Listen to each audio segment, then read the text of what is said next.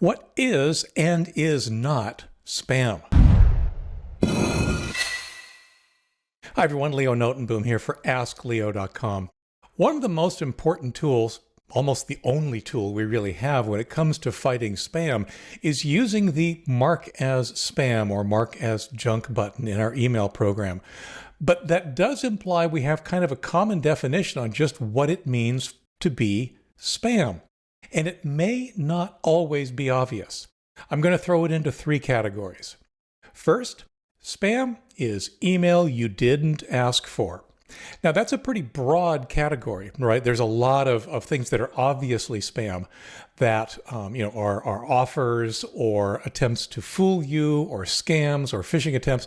Those are fairly obvious. But when you think about it, when somebody sends you an email that you didn't ask for, that could be considered spam, even if they're one of your friends. A great example is that I often, because I have a public-facing email address and a public-facing site, I often get people forwarding to me rumors, urban legends, political missives, and that kind of stuff. I'm sorry, those all get marked as spam because I don't want them, and I don't want to have to argue with the person at the other end. So be careful what you send, of course, but the fundamental definition of spam is email that you didn't want. Generally, we kind of narrow it down to being commercial email that you didn't want, but do understand that it can apply to just about any email that somebody gets that they didn't ask for. That's the email that you use mark as spam for. Now, what is not spam? Well, it's the opposite. Email that you did ask for. So if you sign up for a newsletter, by definition, that newsletter is not spam. You asked for it. And in fact, a lot of newsletters will take you through a couple of additional steps to make certain that you asked for it. It's called double opt-in. That's that thing where you give the email service your email address, and then they send you an email that you have to act on somehow before they'll start sending you that newsletter. That confirms that, yeah, you want that email. Then, by definition, that's no longer spam. When you want to stop receiving email that you signed up for, that's when you use the unsubscribe link.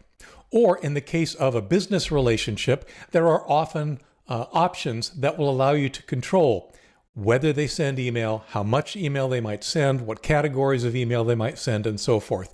But again, by establishing a business relationship, in a sense, you're asking for email to be part of that relationship, and as a result, that's not spam.